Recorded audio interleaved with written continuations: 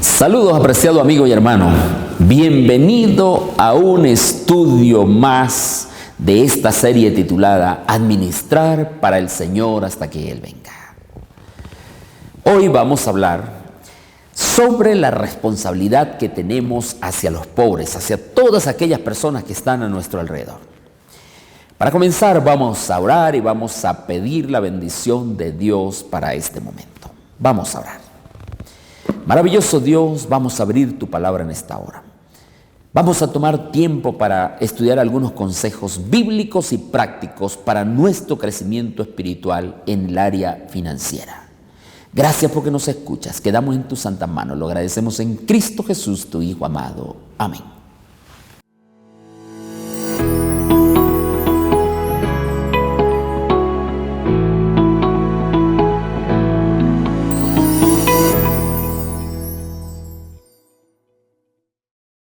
La Biblia, la palabra de Dios, nos dice que somos administradores de los asuntos de Dios, de todo lo que Él nos ha entregado.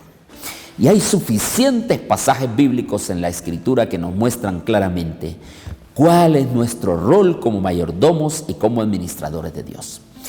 Y esto incluye también ayudar a los pobres, a las viudas, a los forasteros, a los huérfanos, a los desplazados, a los indigentes, los que están desvalidos, todos que de alguna manera necesitan ayuda o que están padeciendo en necesidad. Y en la Biblia Dios siempre ha hecho provisión para los pobres y espera que nosotros, sus hijos, como mayordomos, también hagamos provisión para los más necesitados. Hay muchos mandatos, hay muchas orientaciones que dejaron escritos los autores bíblicos, donde Dios da instrucciones claras cómo ayudar, cómo atender a los pobres, a los extranjeros, a las viudas y a los huérfanos. Porque desde el mismo momento que Dios saca al pueblo de Israel de Egipto, les dejó claro lo que tenían que hacer. En el libro de Éxodo capítulo 23, versos 10 y 11, nosotros podemos leer lo siguiente. Dice la palabra del Señor. 6 años sembrarás tu tierra y allegarás tu cosecha, pero el 7º año la dejarás libre para que coman los pobres de tu pueblo, y de lo que quede, entonces comerán las bestias del campo. Así harás con tu viña y así harás con tu olivar. Dios lo que nos está diciendo aquí en estos versículos es que Él ama a los pobres y no los abandona. Y Él quiere que nosotros, sus hijos, también cumplamos las ordenanzas que Él ha dejado. Ellos son nuestros hermanos más pequeños y nosotros debemos practicar nuestra mayordomía de forma amorosa y tierna con ellos.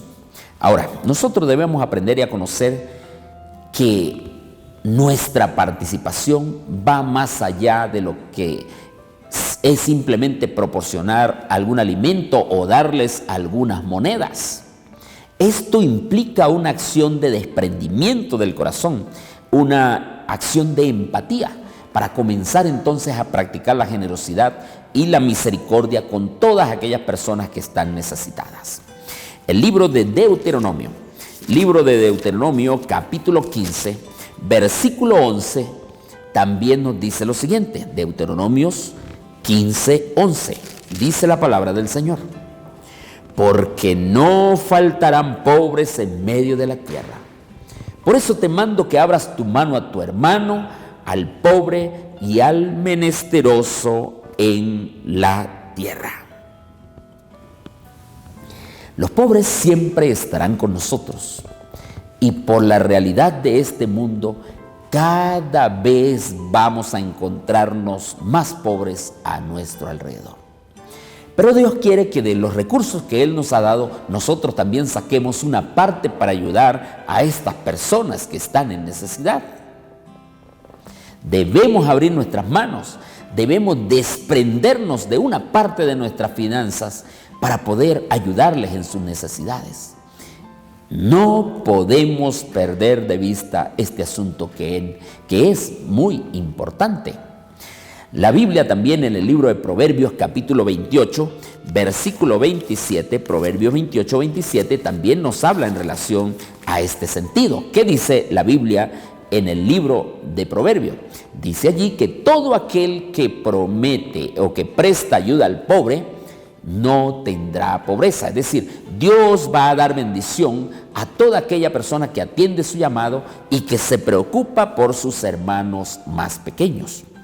Ahora, esto no lo digo yo, esto lo dice la palabra de Dios. Y si la Biblia lo dice, yo lo creo y es un mensaje que yo debo poner en práctica.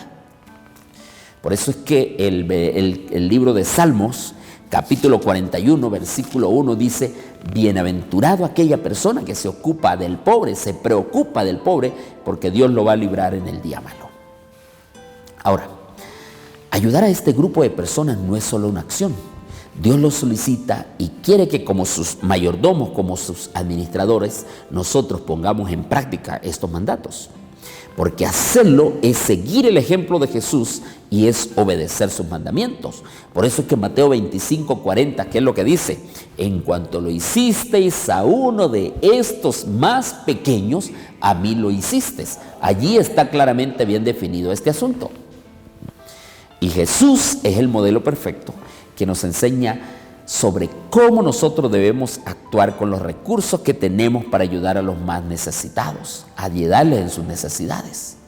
Porque la vida de Jesús, su ministerio, muestran su maravillosa labor en favor de los pobres.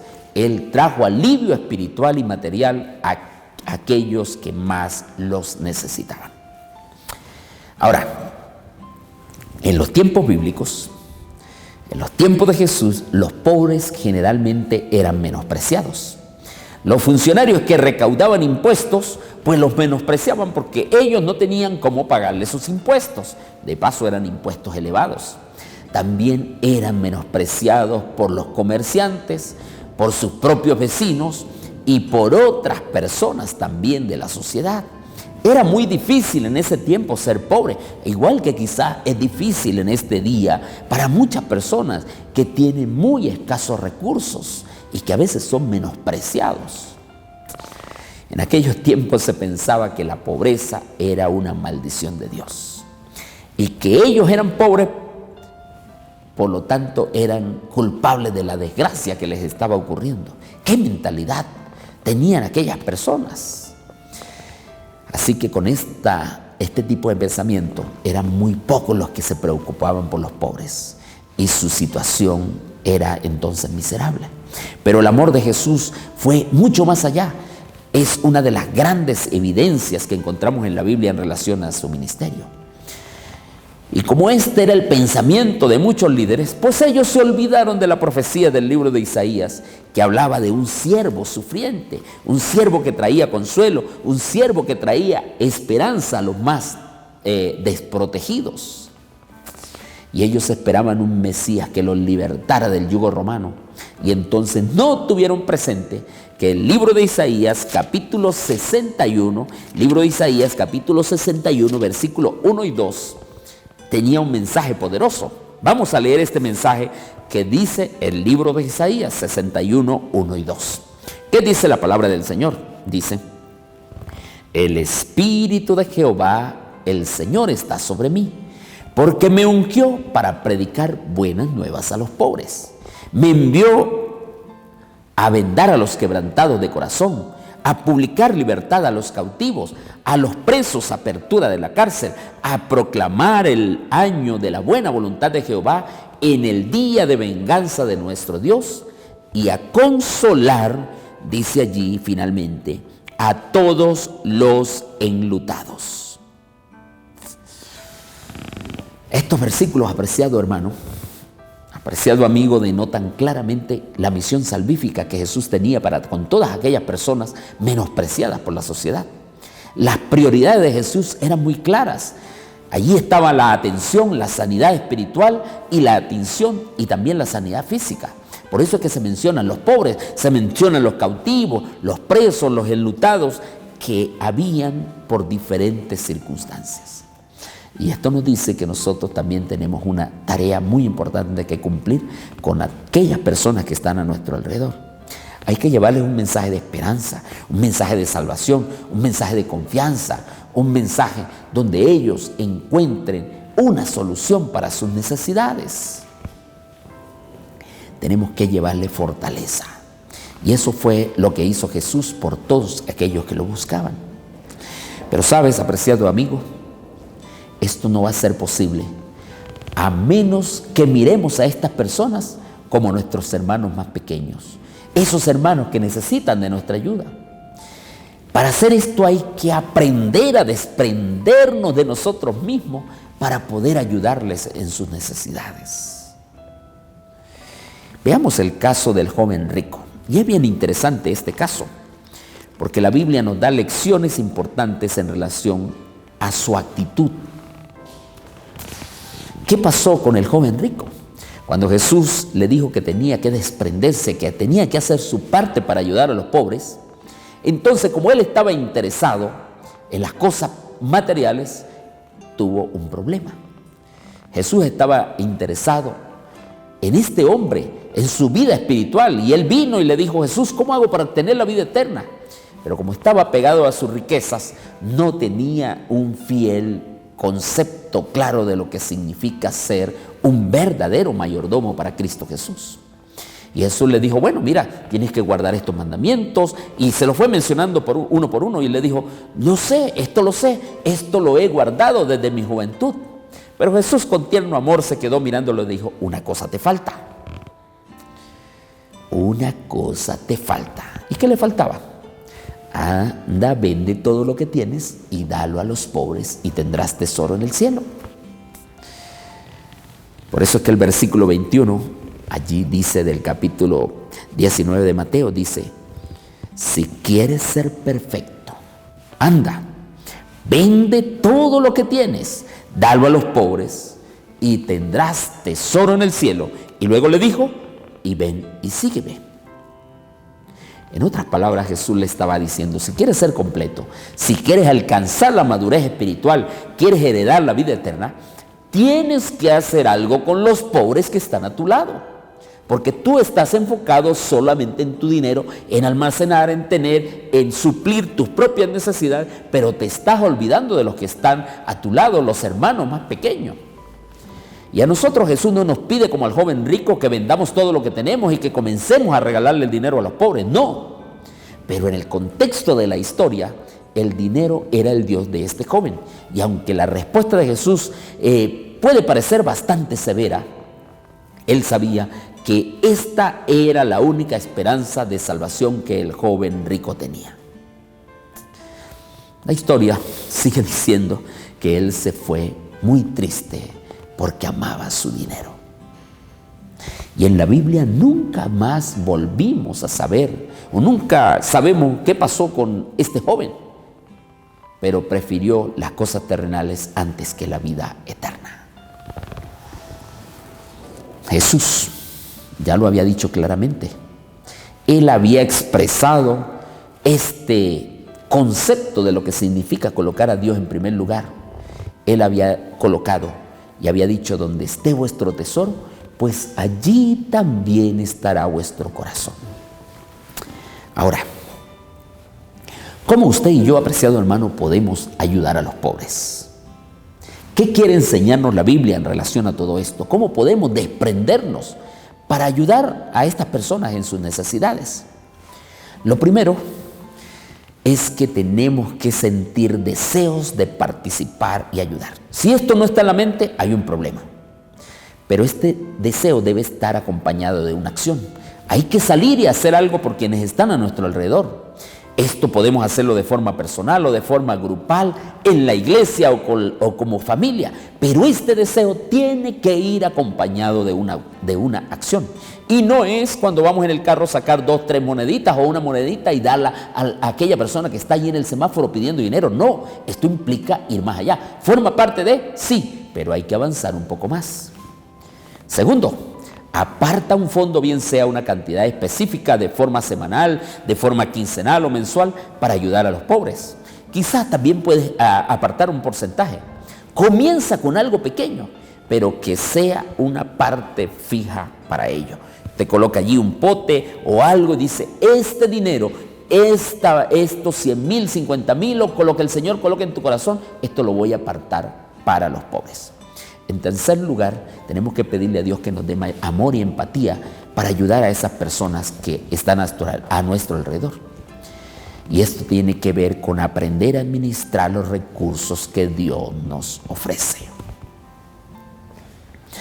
Ahora, hay algo que nosotros como administradores, como mayordomos de Dios, debemos tener muy en claro en relación al dinero que entra a nuestros bolsillos. ¿Qué tenemos que aprender? Todo lo que entra a nuestras manos debe repartirse en 3 partes. Primero, Dios, que son los diezmos y las ofrendas sistemáticas que debemos darle a Dios. En segundo lugar, debemos suplir las necesidades de la familia y también las necesidades personales. Pero en tercer lugar, debemos usar una parte de ese dinero para ayudar a suplir las necesidades de los necesitados, de los desvalidos, de aquellas personas que están a nuestro alrededor. Por ello Dios lo dejó claro en el libro de Éxodo, capítulo 23. Y allí Dios dejó claro que el pueblo de Israel tenía que dejar una parte de sus posesiones, de sus cosechas, para que los pobres pudieran recogerla. Allí Él dio instrucciones claras para tener misericordia con aquellos extranjeros que también les era difícil, los pobres y los extranjeros.